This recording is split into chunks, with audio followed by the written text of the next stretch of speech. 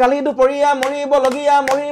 মৰিবলগীয়া হুকে নুকুন্দা মাৰি ধৰে কি ডাঙৰ মাই পানী মাই পোনা মাই বহাগী বতৰা গাতে কি ততে নাই দেখি ঐ অলিয়া ঐ কৰিলি ঐ বলিয়া ঐ কৰিলি ঐ মোক মন্তব্য যদি কোনোবাই বেয়াকৈ কয় বা তেনেকুৱা ধৰণৰ তৰল মন্তব্য দিয়ে বা শিল্পী সমাজক যদি কোনোবাই তেনেকৈ আঘাত হানিব খোজে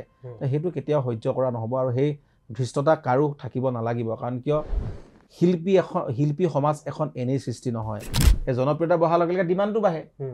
এতিয়া ধৰক আজি মোৰ গান এটা খুব হিট হৈছে এতিয়া মই ডেফিনেটলি মই ৰেটটো বঢ়ামেই কাৰণ কিয় যেতিয়ালৈকে য'ত দিশটা আহে অভিজ্ঞতা আহে এগৰাকী বাহিৰৰ অনা অসমীয়া ছোৱালী হৈ অসমীয়া গীত শিকি গাই ৰাইজৰ মৰম পোৱাটো সেইটো কিন্তু এটা বৰ এটা সাধাৰণ কথা নহয় সেইকাৰণে এইটো ক্ষেত্ৰত কিন্তু মৰ্মিতাক চেলুট দিবই লাগিব জুবিন দাটোতো মোৰ গুৰুৱে হয় মই সদায় জুবিন দাক কওঁ যে জুবিন দাৰ পৰা বহুত শিকিছোঁ মই এটা ফ'ক ফিউজন এলবাম কৰি আছোঁ অসম বুলি নাম অসম পুতি নাচনি পুতি দেখিবলৈ পুতি হয় নে পুতি হয় এতিয়া আমি ধৰি ঐ তুমি বাৰু ভাবিছা তুমিয়ে ধুনীয়া ঐ তোমাতকৈ ধুনীয়া নাই এ তোমাৰে চেহেৰা এ জাতিলাও তোৰ নিচিনা ঐ কেৰে পি দাঁতে হেৰৈলো থুপথু বুঢ়ী হলে নিনিওতো সমনীয়াই হাঁহিব মোক তাৰপিছত কাজল দুচকুতে এসাগৰ মৰম আছে কাৰ বাবে আকৌ ইয়াত অকমান হিন্দী মিছ কৰিলো নীলি নীলি আঁখে क्या कहते हैं मुझको पता नहीं এনেকুৱা ধৰণৰ ইউজ কৰিলো তো এনেকৈ কৰি ধৰক মানে এটা এলবাম নমস্কাৰ প্ৰিয় দৰ্শক আপোনালোকে চাই আছে ডিবি নিউজ বহাগ অহাৰ লগে লগে মই পুনৰ কৈছোঁ শিল্পীসকলৰ সৃষ্টিশীল মন আৰু সৃষ্টিশীল হয় আৰু বিভিন্ন ধৰণে জনসাধাৰণৰ ওচৰলৈকে যায় কিন্তু আজিৰ অনুষ্ঠানত শিল্পীৰ কথাত আমন্ত্ৰণ কৰি আনিছোঁ কণ্ঠশিল্পী সংগীত পৰিচালক গান নিজেও লিখে আৰু বিভিন্ন ক্ষেত্ৰত অভিনয় ক্ষেত্ৰতো তেখেতে আগবাঢ়ি থকা অইন কোনো নহয় সকলোৰে চিনাকি মুখ চিনাকি নাম অজয় ফুকন আপোনাক নমস্কাৰ মই অজয় দাক কথা কিছু পাতিম বহাগ বিহুৰ এইবাৰ পৰিকল্পনা কেনেকৈ লৈছে বিহু আহিলে আচলতে আমাৰ অলপ বেলেগ ধৰণৰ এটা পৰিৱেশ হয় কাৰণ কিয় বিশেষকৈ আমি যিসকল মূল মানে গায়ক গায়িকা তেওঁলোকে কেৱল ধৰক এটা গীত কৰি কিনে মানে বা দুই এটা গীত কৰিব তাৰপিছত বিহুৰ কাৰণে সাজু হয় ৰিহাৰ্চেল কৰে কিন্তু আমি আকৌ নহয় যে বিভিন্ন অসমৰ যিমান উঠি অহা বা জ্যেষ্ঠ নতুন পুৰণি সকলো কণ্ঠশিল্পীৰ লগত কাম কৰিব লাগে তেখেতসকলক গীত আমি গোৱাব লাগে আৰু সেই গান আকৌ যাতে বিহু আগত জনপ্ৰিয় হয় তো এনেকুৱাখিনিত আমি খুব বেছি ব্যস্ততাটো আমাৰ বেছি হয় যিসকল বিশেষকৈ সংগীত পৰিচালক বা গীতিকাৰ সুৰকাৰ ক্ষেত্ৰত যিসকলে গান কম্প'জ কৰে এইখিনি ব্যস্ততা আমাৰ এনেকুৱা আৰু সেইকাৰণে এই দিনকেইটা ডেফিনেটলি মই প্ৰত্যেকবাৰে কৰোঁৱেই আৰু বহুত বেছি নকৰোঁ কাৰণ কিয় মোৰ আকৌ এই মানে এপ্ৰিল মে জুন জুলাই এইকেইটা মাহতেই ভাম্যমান থিয়েটাৰৰ কাম ষ্টাৰ্ট হয় বহুত আৰু ভাম্যমান থিয়েটাৰৰ কাৰণে প্ৰায় 50-60টা গান মানে সৃষ্টি কৰিব লাগে কাম হাতত লৈছোঁ যিহেতু আৰু অসমৰ প্ৰায় 10খন আগশাৰী থিয়েটাৰৰ কাম কৰি থাকোঁ মানে প্ৰত্যেক বছৰে সেইটো কাৰণে মই উজনি অসমত বহুত বেছি মানে প্ৰগ্ৰেম চ'ৰ্চ কৰিব নোৱাৰোঁ আৰু সেইকাৰণে যিমানখিনি ওচৰে পাজৰে হয় 15-20খন মানে মিনিমাম 15-20খন মোৰ থাকেই প্ৰগ্ৰেম আৰু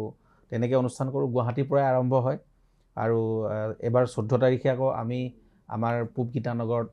আমাৰ ফ্লেটৰ কাষতে আমি এবাৰ বিহু আয়োজনো হ'ব খুব ডাঙৰকৈ হ'ব আমাৰ বিপিন চাওদাং পাপৰি গগৈ মই থাকিম গীতালি থাকিব দীক্ষু থাকিব তেনেকৈ গোটেই শিল্পীখিনি সমাৱেশ ঘটিব আৰু অসমৰ অভিনয় জগতৰ লোকসকলো আহিব আমি শিল্পী সমাৰোহ বুলি এটা অনুষ্ঠানো কৰিছোঁ তো তেনেকৈ তাতে আমি 14 তাৰিখে আৰম্ভ কৰিম তাৰপিছত 15 তাৰিখে মোৰ গুৱাহাটীতে প্ৰগ্ৰেম আছে তাৰপিছতে সেনেকৈ 15, 16, 17 এনেকৈ গৈ তাৰপিছত উজনি অসম পামগৈ আৰু উজনি অসম গ'লে ঘৰত কেইদিনমান অকণমান 2-3 দিনমান ঘৰত সময় দিয়া যায় আৰু বিহু আমাৰ যি উজনি অসমৰ যি পৰম্পৰাগত বিহু আমাৰ তাতে বিশেষকৈ হুঁচৰি ঘৰে ঘৰে হুঁচৰি গৰখীয়া ল'ৰাই হুঁচৰি প্ৰদৰ্শন কৰে আৰু যুৱতীসকলে গছতলৰ বিহু কৰে 15 দিনীয়াকৈ বা 13 দিনীয়া আৰু আমি 7 দিনলৈকে আমাৰ বিহু হুঁচৰি মানে আমাৰ মৰা হয় গাঁৱে গাঁৱে আৰু সেই হুঁচৰিসমূহো মানে খুব ভাল লাগে গোটেই ৰাতিটো ঢোল বাজি নিজৰ থাকে অঞ্চলৰ মানুহৰ লগত বা নিজৰ চিনাকি মানুহখিনিৰ লগত মই অজয় দাক কেইটামান প্ৰশ্ন কৰিম আৰু অজয় দাৰ কণ্ঠত দুই এটা আমি যোজনাও শুনিম মাজে মাজে ঠিক আছে আমি আগতে দেখিছিলোঁ অজয় দাক বহুত এক্টিভ বিশেষভাৱে শিল্পী সমাজ শিল্পী বিতৰ্কত আমি সংবাদ মাধ্যমৰ লগত জড়িত যিহেতুকে সন্মুখৰ পৰা আমি অজয় দাৰ বাইটটো বা অজয় দাই কি ক'ব এই বিষয়টোৰ ওপৰত আমি ৰখি থাকোঁ কিন্তু এটা দীঘলীয়া এটা বিতৰ্ক হৈ গ'ল শিল্পী সমাজক লৈ মমিতা মিত্ৰ প্ৰসংগ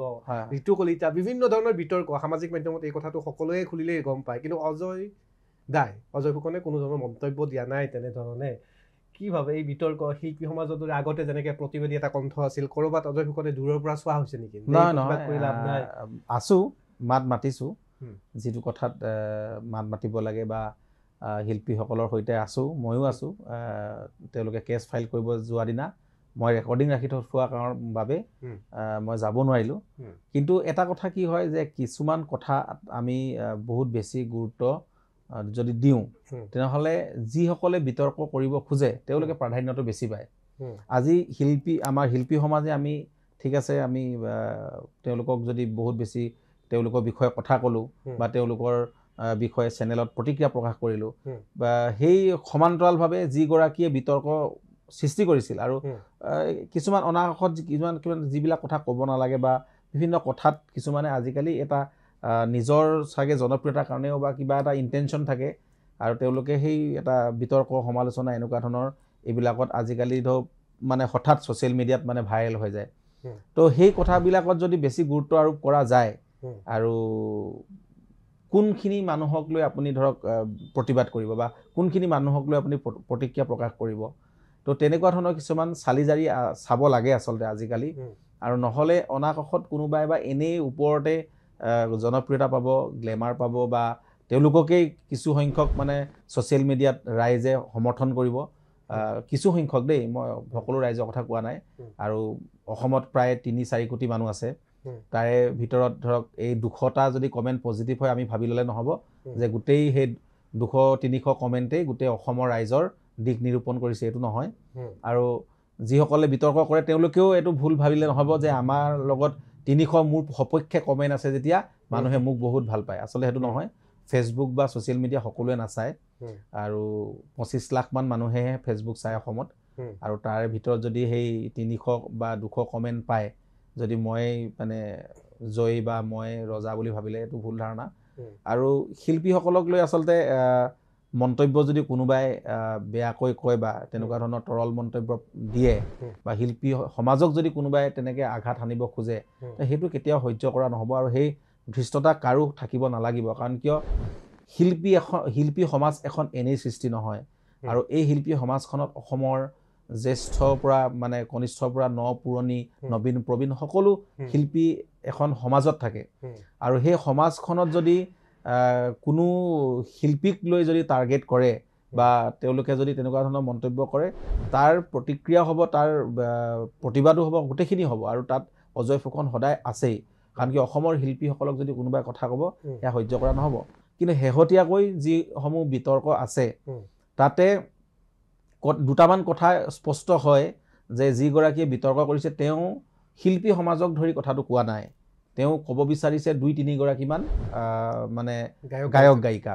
আৰু যিসকলে এতিয়া 2-3টা গান গাই ধৰক মানে বহুত ধৰণৰ মোটা অংকৰ মানে হেৰিৰ পৰা কমিটিসমূহৰ পৰা লৈছে বা তেওঁ নিজেও চাগে সেইটোত মানে তেওঁ মোৰ মতে মানে ভুক্তভোগী হৈছে আৰু তেওঁ কাৰোবাক ফোন কৰিছিলে বা হেৰি কৰিছিলে যে তেওঁলোকক অনুষ্ঠান কৰিবৰ কাৰণে সেই কোনো এগৰাকী গায়ক বা গায়িকাই সেই তেনেকুৱা ধৰণৰ ডিমাণ্ড দিলে সেইকাৰণে তেওঁ খং উঠি তেওঁ ক্ষোভ প্ৰকাশ কৰিলে কিন্তু তেওঁ যিটো ক্ষোভ প্ৰকাশ কৰিলে আপুনি যিখিনি কথা কৈছে যে আমি শিল্পী সমাজে প্ৰতিটো বিষয়ৰ ওপৰত বিশ্লেষণাত্মক আলোচনা কৰি তাৰপিছত ক্ৰিয়া প্ৰতিক্ৰিয়া কৰিলে ভাল হ'ব নহয় তেওঁ যিটো মানে ক্ষোভ প্ৰকাশ কৰিছে সেইটো তেওঁ ঠিকেই আছিলে মানে কিন্তু তেওঁ যি ধৰণৰ অশ্লীল শব্দ প্ৰয়োগ কৰিলে আৰু ধৰক পইণ্ট আউট কৰি নিদিলে যে কোন কেইগৰাকী গায়ক গায়িকাই তেনেকুৱা ধৰণৰ কাম কৰি আছে সকলো শিল্পী সমাজেতো কৰা নাই আজিও অসমত কিমান হাজাৰ গায়ক গায়িকা আছে যে সকলোৱে এনেকুৱা কৰা নাই আৰু প্ৰায়ভাগ কণ্ঠশিল্পীয়ে নিজৰ সৰ্বস্ব ত্যাগ কৰি সৰ্বস্ব উজাৰি আজি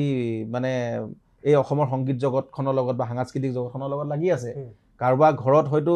তেল নিমখো নাই আৰু তাৰ জ্বলন্ত উদাহৰণ আপোনালোকে জানে যে ৰাজীৱ শদিয়াৰ দৰে কণ্ঠশিল্পীও অসমত আছে আৰু মেক্সিমাম তেনেকুৱা কণ্ঠশিল্পীয়ে অসমত বেছি আছে এই গ্লেমাৰাছ যিটো বা বহুত বহুত মোটা অংকৰ লৈ কিনে যিসকলে অনুষ্ঠান কৰে তেনেকুৱা 4-5 গৰাকীহে ওলাব বাকীখিনি কিন্তু তেনেই সাধাৰণভাৱে চলা কাৰণ শিল্পী বুলি ক'লেই আচলতে মানুহৰ মনত এনেকুৱা এটা ধাৰণা হয় যে দুখীয়া হৈয়ে চলিব লাগিব আচলতে সেইটো নহয় দুখীয়া হ'লেহে যে শিল্পী হ'ব এনেকুৱা নহয় আৰু তাৰ উপৰিও যে কোনো এগৰাকী শিল্পীয়ে বা কণ্ঠশিল্পীয়ে বা গায়ক গায়িকাই যিটো মাননি ল'ব সেই মাননিটো নিৰ্ধাৰণ তেওঁ কৰে বা তেওঁ মেনেজাৰে কৰে তেওঁ যিখিনি গোটেই তেওঁ মানে মেনেজমেণ্ট যোনে চায় তেওঁলোকে কৰে কিন্তু মূল কথা আহ্বায়ক সমিতি যদি আহ্বায়ক সমিতিয়ে দিয়ে তেওঁ যিমান ডিমাণ্ড কৰে সেইটো দিয়ে তেনেহ'লে তেওঁক মাতিব আৰু যদি আহ্বায়ক সমিতিয়ে যদি সেইটো দিব নোৱাৰে তেওঁক নামাতে সাধাৰণ কথা আৰু তেনেকুৱা কথা আৰু এটা কথা কি হ'ল যে যদি কাৰোবাৰ খুব জনপ্ৰিয়তা বেছি বাঢ়িছে সেই জনপ্ৰিয়তা বঢ়াৰ লগে লগে ডিমাণ্ডটো বাঢ়ে এতিয়া ধৰক আজি মোৰ গান এটা খুব হিট হৈছে এতিয়া মই ডেফিনেটলি মই ৰেটটো বঢ়ামেই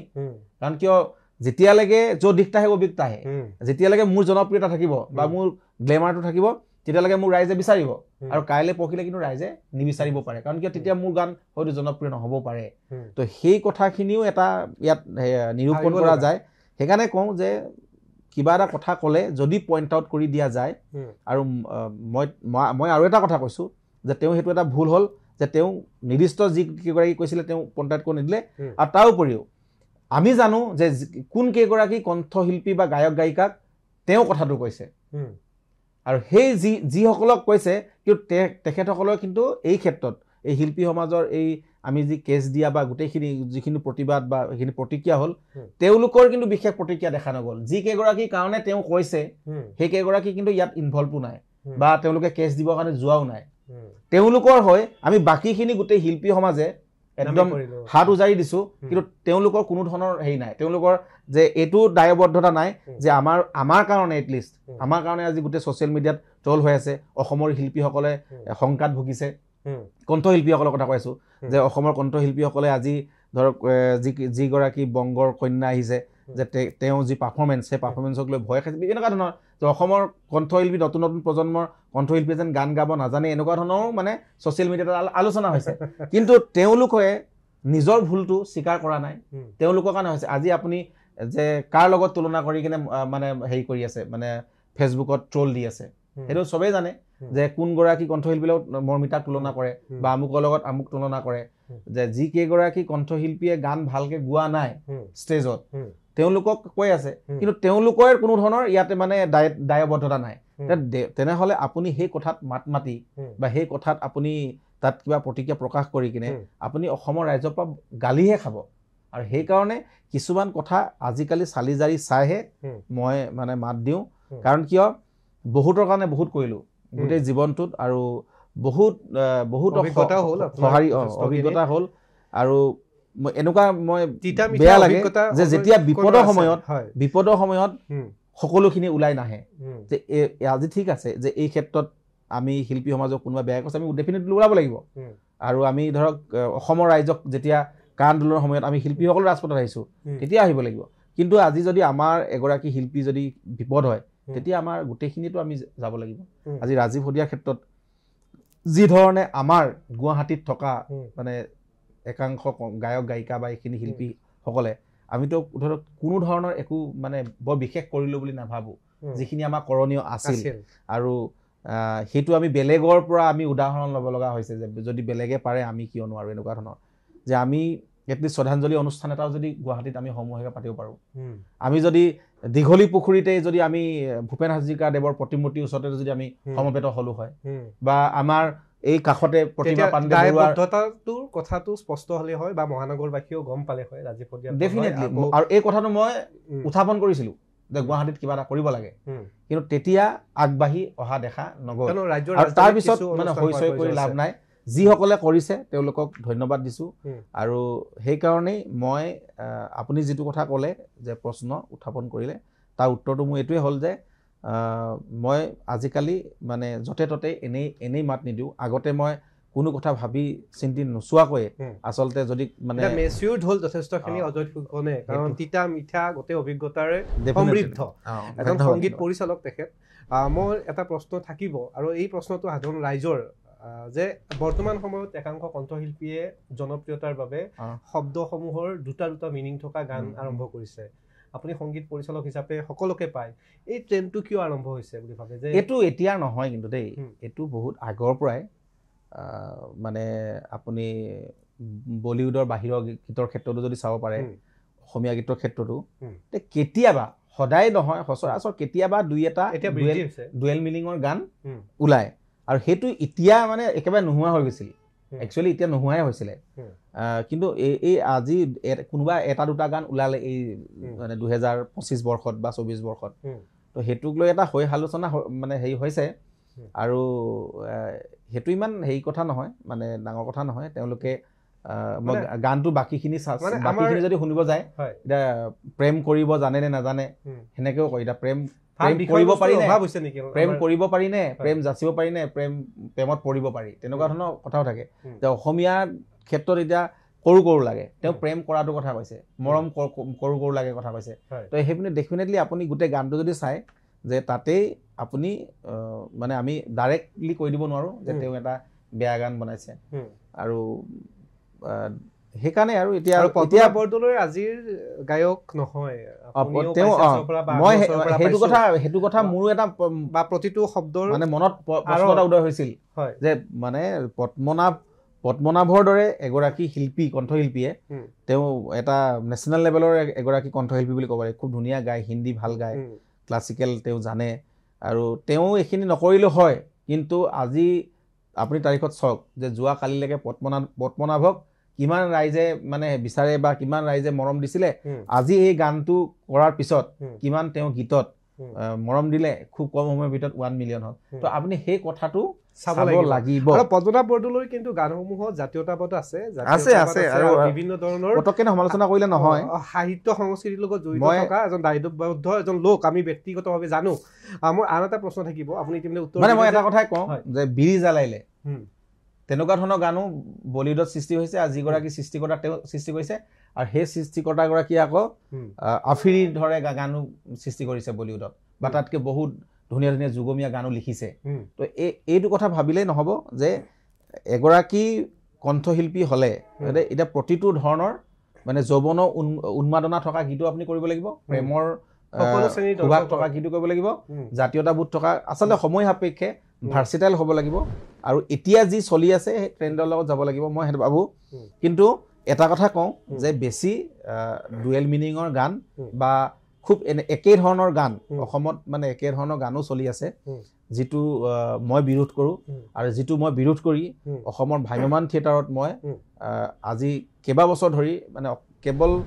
অসমৰ মিউজিক ইণ্ডাষ্ট্ৰীত মানে আপুনি দেখিব যে ভ্ৰাম্যমান থিয়েটাৰৰ আধুনিক গীতেহে অসমৰ সংগীত জগতখনৰ কিন্তু ক'ৰবাত নহয় ক'ৰবাত এটা অভাৱ পূৰণ কৰি আছে। যদি ভ্ৰাম্যমান থিয়েটাৰ গীতসমূহ নহ'ল হয়, কাৰণ কি আজিকালি চিনেমাটো খুব কম থাকে, বা চিনেমা গীতো আজিকালি প্ৰায় জনপ্ৰিয় নহয়, কিন্তু ভ্ৰাম্যমান থিয়েটাৰৰ গীত প্ৰতি বছৰে 4-5টাকৈ জনপ্ৰিয় হয়। আৰু সেই ভ্ৰাম্যমান থিয়েটাৰে যিবিলাক ধুনীয়া ধুনীয়া আধুনিক গীত, যিবিলাক গীতে এটা আমাৰ মিউজিকটোক মানে এটা চিনাকি দিব পাৰে, এটা মিউজিকটোক মানে ৰাইজৰ মাজত আমি ক'ব পাৰোঁ যে য়েছ আমিও অসমেও ভাল মিউজিক কৰোঁ। তো তেনেকুৱা ধৰণৰ গীতে মানে হেৰি কৰি আছে, নহ'লেতো আমাৰ বাকীখিনিয়ে একদম একেটা ধাৰাতে গৈ আছে, কেৱল নাচিব পৰা 6-8 গান এনেকুৱা ধৰণৰ। তো সেই কথাখিনিও আমি গুৰুত্ব দিব লাগিব। কেৱল আমি জনপ্ৰিয়তা পাবৰ কাৰণেই যে গীত এটা সৃষ্টি কৰিম, বা নিজক মানে আমি বিতৰ্ক হ'ব, সমালোচনা হ'ব, আমি ৰাইজৰ মাজত গ্লেমাৰ পাম, এইটো এটা ভুল ধাৰণা। আৰু যিটো সঁচা টেলেণ্ট সেইটো থাকি যাব, আৰু এই খুব বেছি কম সময়ত বেছি জনপ্ৰিয়তা পোৱাসকল কিন্তু খুব বেছি দিনলৈ নাথাকে। উদাহৰণস্বৰূপে ৰাণু মণ্ডলৰ কথাটো আপুনি কৈছে, ঠিক সামাজিক মাধ্যমৰ যিটো জনপ্ৰিয়তা আছিল এতিয়া কিন্তু নাই। আৰু এটা কথা, এতিয়া চাওক, আপুনি জনপ্ৰিয়তা পোৱা এনেকুৱা ক্ষেত্ৰত ক'ব লাগিব যে আজি চুকুৰালীও জনপ্ৰিয় আছে, চুকুৰালীৰ লগত মানুহে চেলফি তোলে, সেইবোৰ চুকুৰালীৰ জনপ্ৰিয়তা, ৰাজকুমাৰৰ জনপ্ৰিয়তা আমাৰ, বা আজি আপুনি বেলেগ এগৰাকী কণ্ঠশিল্পী আপুনি জনপ্ৰিয়তাৰ লগত আপুনি ৰিজাব নোৱাৰে। আৰু মানে সব্বৰ্জন সমাদিত যিটো জনপ্ৰিয়তা সেইটোকে আচলতে আচল জনপ্ৰিয়তা বুলি কয়। যেনেকৈ অনুষ্ঠানটোত বংগকন্যা মনমিতা মিত্ৰৰ প্ৰসংগ ওলাইছে, সামাজিক মাধ্যমত এই বিষয়টোৰ ওপৰত চৰ্চা হৈছে যে অসমৰ শিল্পীসকলৰ ভাত মাৰিব নেকি, বা ভাত মাৰিব নহয়, এই সুবিধাখন আচলতে কোনে দিছে?